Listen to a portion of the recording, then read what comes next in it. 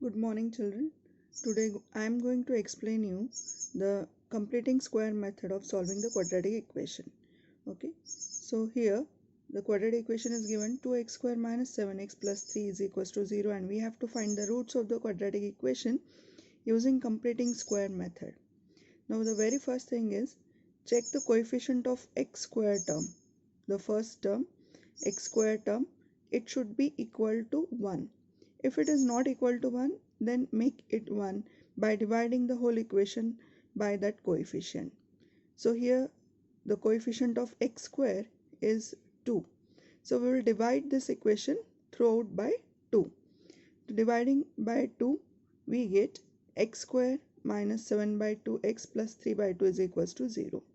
The next step is to shift this constant term on the right hand side. So shift the constant term to the right hand side, it becomes x square minus 7x is equals to minus 3 by 2. This is our equation number 1. Okay. Now we have to make the left hand side as a complete square of binomial. That is, you know that the expansion of a plus b whole square and a minus b whole square, it is a square minus 2ab and b square. So that b square term will find in each case. So left hand side, the first term square term is there, this is the middle term, and here we have to find the third term. That third term will find using this formula. Third term is equal to half into coefficient of x the whole square. So coefficient of x in that is middle term's coefficient. Okay, so here the coefficient of x, that is middle term, is minus 7 by 2. So our third term is 1 by 2 into minus 7 by 2 whole square. That is, it is minus 7 upon 4 whole square, and its square is 49 upon 16. So this is our third term that we are going to add to both the sides of equation 1. Here we will add this third term.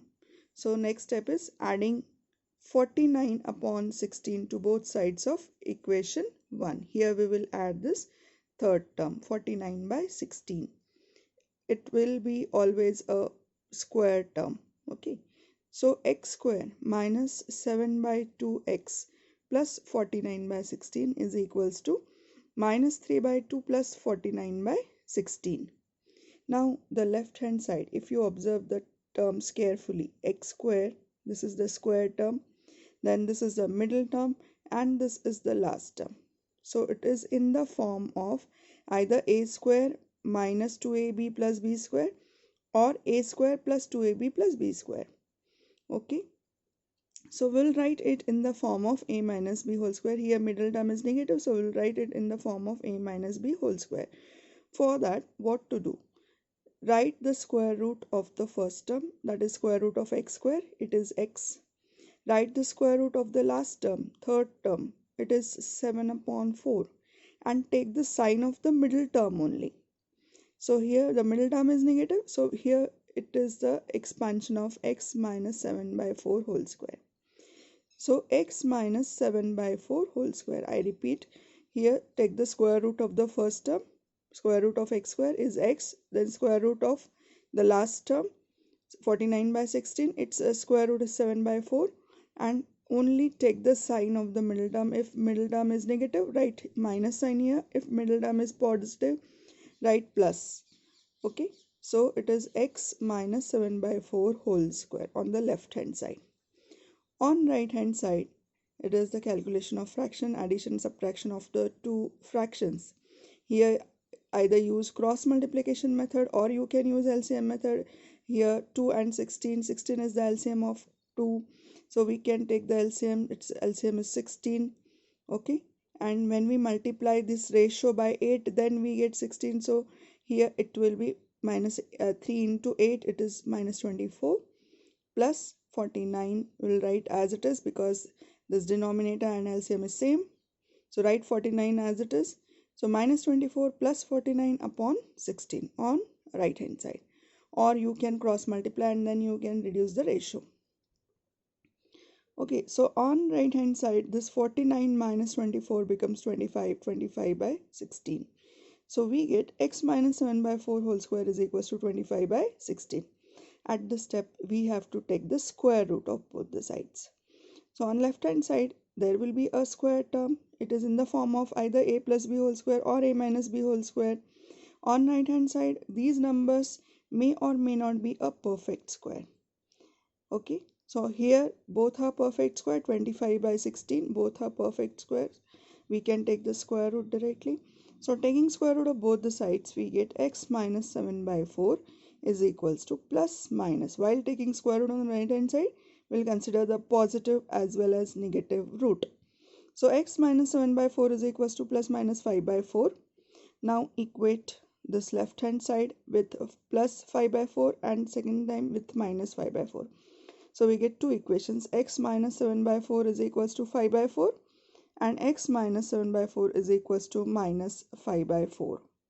Simplify this further. It is x is equals to 5 by 4 plus 7 by 4 when the denominators are same. Directly we can add the numerator. Denominator will remain as it is 4 and this addition is 12. 12 by 4 we get 3. X is equals to 3. This is our first root. So x is equals to minus 5 by 4 plus 7 by 4. This is minus 5 plus 7 becomes 2. 2 by 4 is 1 by 2. Okay, so these are the values of x. These are the roots of x. X is equals to 3 and x is equals to 1 by 2. These are the roots of the quadratic equation. One more example we will consider. 4x square plus 4 root 3x plus 3 is equals to 0. Here the coefficient of x square is 4, so we will divide this equation through by 4 and at the same time shift this constant term, this last term, to the right hand side. So dividing this equation by 4, it is x square plus root 3x is equals to minus 3 by 4. Shifting the constant term to the right hand side, and this is our equation number 1. Again here we will find a third term. This is the first term, square term, then the middle term, and now we need to find the last term. So here it is, third term is half into coefficient of x whole square. That is half into coefficient of x is root 3. So it is root 3 by 2 whole square. And root 3 by 2 whole square is 3 by 4. Okay. So this third term we will add to both sides of the equation 1. Now observe this equation 1 carefully. On right hand side it is minus 3 by 4. Okay, so when minus 3 by 4 and we will add this 3 by 4 to right hand side, it becomes 0. So here on the right hand side we get 0 term and left hand side will be x square plus root 3x plus 3 by 4 is equals to minus 3 by 4 plus 3 by 4 becomes 0. Okay, now we have to write the these terms left hand side in the form of a plus b whole square, because here the middle term is positive, so it will be in the expansion of a plus b whole square. Okay, so take the square root of the first term, square root of x square, it is x. Square root of the last term, 3 by 4, it is root 3 by 2, and only take the sign of the middle term. Middle term is positive, so it will be plus x plus root 3 by 2 whole square. Okay, so x plus root 3 by 2 whole square, after taking square root, here on the right hand side it is equals to 0. So x plus root 3 by 2 is equals to 0.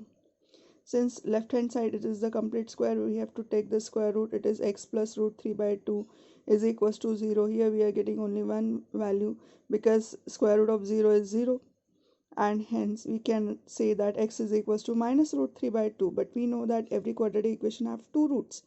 So it means that here the roots are equal roots. So x minus root 3 by 2, and second value of x is also minus root 3 by 2. So we can say that the roots are equal. So in this way we can find the square roots of a quadratic equation, roots of the quadratic equation, using completing square method. Children, I hope that you have understood this method of completing square.